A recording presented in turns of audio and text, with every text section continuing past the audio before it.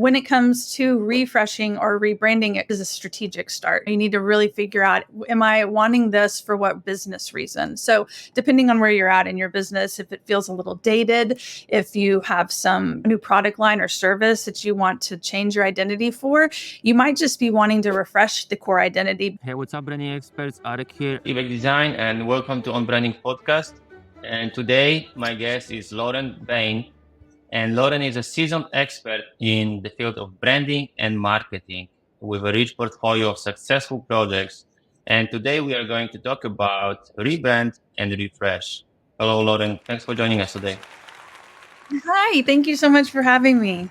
I really like your website. It's pretty unique. So you're a creative director with decades of experience, right? Can you share with us a bit of your background story?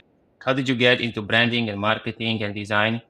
Yeah, it's actually a great story. I went to the University of Texas in Austin for broadcast journalism. And when you are in the communications school, they want you to take a course outside of your major.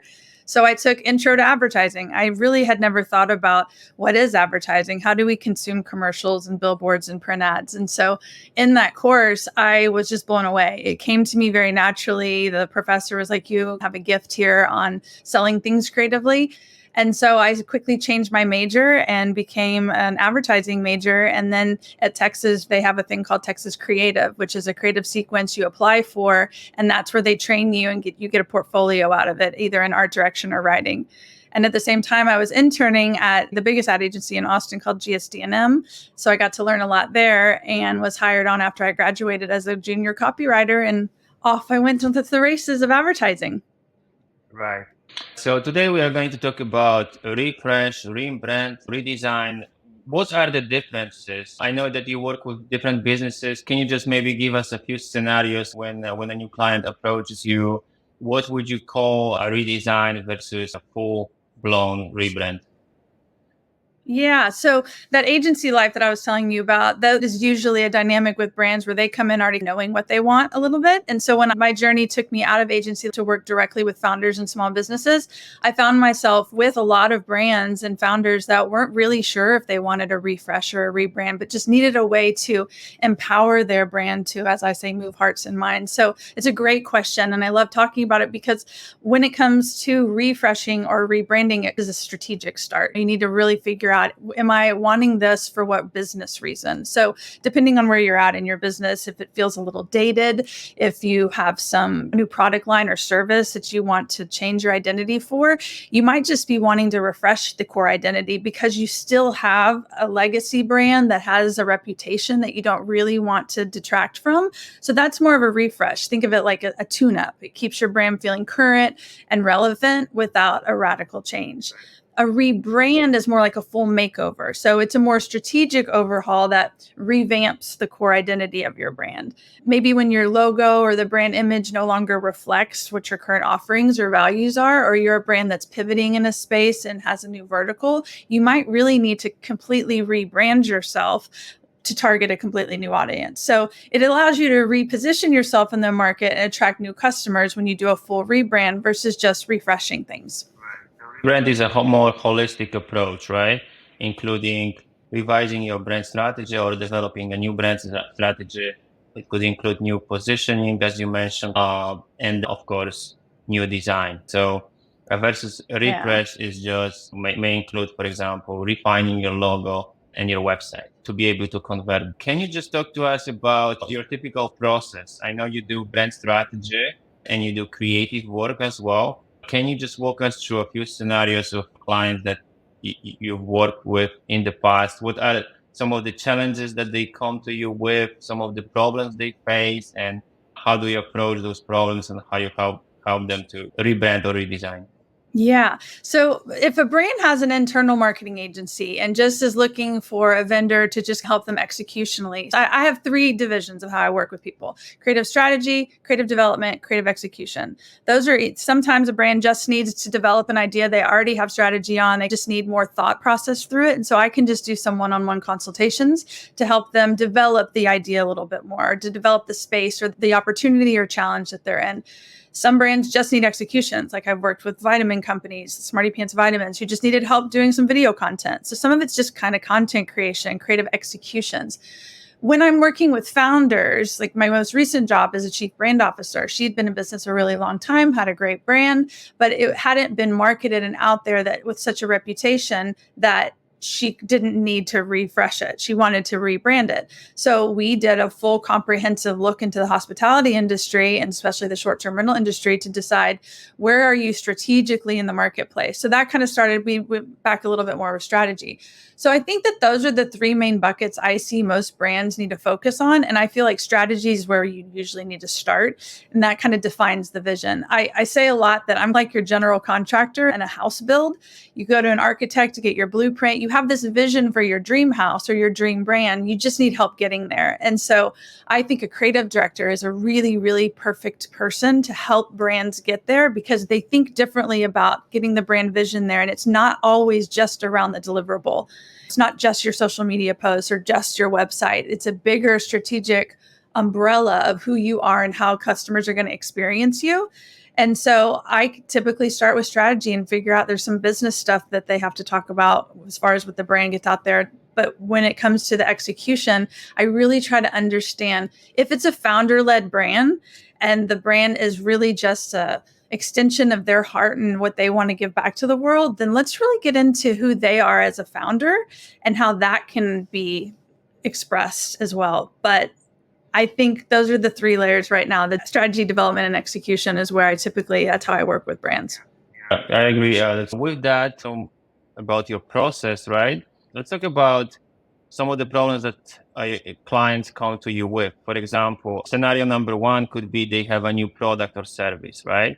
Scenario number two could be that they feel lost in the market and they don't know how to promote their products and services. They just cannot get through and connect with their audience, right? And yeah, I think maybe you have something to add. I was just thinking about those two scenarios. What do you think? How do you deal with that? I think depending on every brand has a different level of marketing education. I'm sure you know this as well. If you're working with an established brand or somebody that knows a lot about marketing, or maybe they're a little self-taught, there's some either re-education or just some repositioning that might have to happen in the sense of what marketing will accomplish and what all the verticals are within marketing. Advertising is just another deployment method to get the message out there. Then there's the media channels. And so there's so many different buckets within marketing to spread the word and get noticed.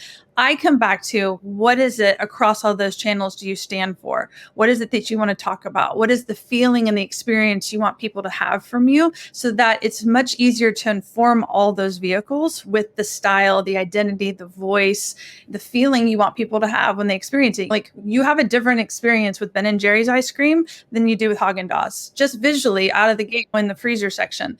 And so that wasn't just an executional decision. Those people started at the very, very beginning. And so I think depending on where you are in your business growth and how big of a company you are, that level of education sometimes has to be taught. And so when I am working with the brand, I usually have to figure out like what level of that experience do you want your customer to have? And if you want to stand out, how much of it is coming through a sales lens?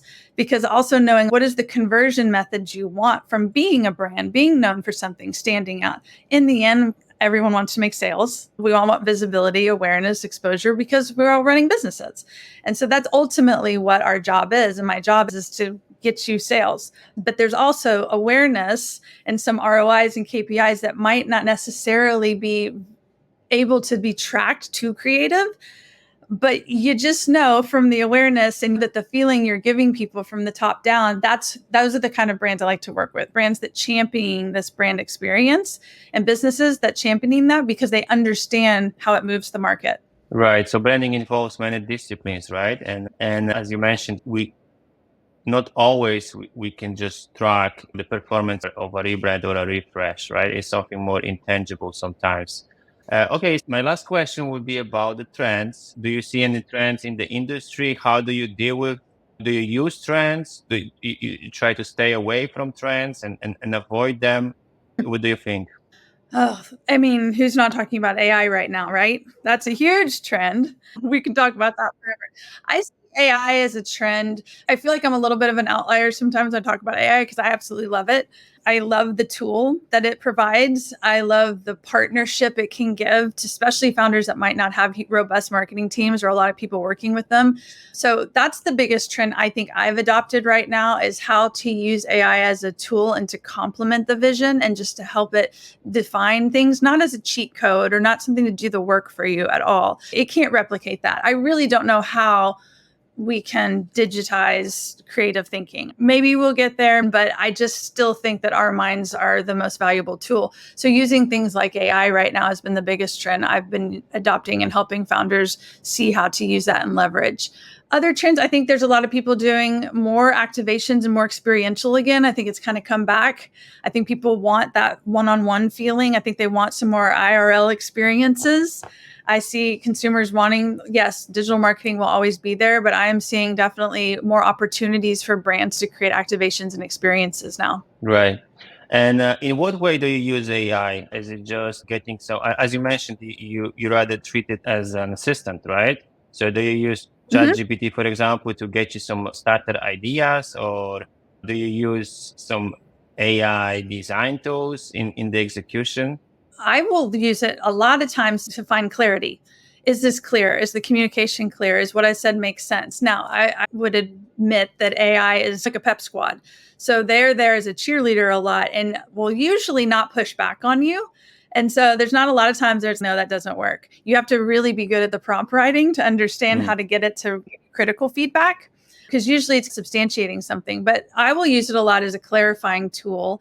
Yes, it can give you some language and some words, but it's like the spark. It speeds up the gap in a creative's time of staring at a blank canvas. I think I'm still using my level of creativity, but I think it just connects dots a little faster. And it to me, what right, it feels like it's doing is it's optimizing my creativity, right, honestly, because I'm able to get to ideas faster and make things happen a little bit quicker. And then for design, I've actually done some prototyping with the design tools. It's still a little wonky, it has three fingers and weird eyeballs sometimes, but it's getting better and better. I've used it to prototype an idea that I can't visually put together quick enough, and I don't have illustrating skills to draw something up to be able to have the vision or the thing I'm seeing explained to the client. So if this is the mattress I'm thinking of we could be creating, I want to be able to show you what the box would look like and everything would look like really quickly. Here's some looks at that. So I've used it in that way, but never for like finished product work or anything right, like that. right. It's not there yet. Yeah. Yeah, but for initial No, ideas, I think it works great, especially if you, for example, give it some notes. This is the way I use ChatGPT. I have some rough notes. I give it to ChatGPT and it helps me just refine and polish up some ideas. And of course, you have to follow up and guide ChatGPT to stay focused on the core idea and things like that. But okay, so that's been great. And your own bot yet? say that again. Have you created the Eric? Have you created the Eric bot yet? The Like airbot. your own personal Eric? Oh, Have you yes. created your own? Yes, I did. I did actually, and a lot of people seem to be using it. I have over 10,000 people using it. Really? Yeah, I created branding GPT. So basically, I like connected some of my like core articles from my blog on the back end and created like a custom GPT. And I gave it a few instructions, especially for brand strategy. Like it presents the ideas nicely in a table, so it's easy to see all the statements like purpose, vision, positioning, and stuff like that. And it also links to my article, so people seem to like it. And yeah, and I also just have some drafts for like different purposes. That's But yeah, it's been great talking to you, and I really like your website. It's very unique, it's very original, crafty. I recommend you guys check it out. And other than that, I think you are active the most on Instagram. Is that correct? Yes, Instagram. I just went through my own personal refinement. That is something I'm really passionate about is founders and brands going through refinement. We led off by talking about rebrands and refresh. And so I think we're constantly as humans and as brands constantly refining. And so this is a new website, laurenbayne.com. But yeah, now I'm most active on Instagram and we'll be starting to put up a lot more content there as well. But this is a new launch for me. So I appreciate you letting me share this here and talk with you about it. And I'm excited to help anybody that would complement your services as well, because you're in the same business and I love it and I love what you do. And I think it's just a big world out there that we can all work together. And again, my vision is to help brands be able to bring their vision to life. And so doing that through my direction and all the years of experience and the different levels of executions I've done, I think will be very beneficial. Yeah. Awesome. Awesome. So I really appreciate you taking the time to come on the show. And we're going to link to your website, to your Instagram. You guys can check it out. Lauren just launched a new website. It's laurenbayne.com. Thank you so much.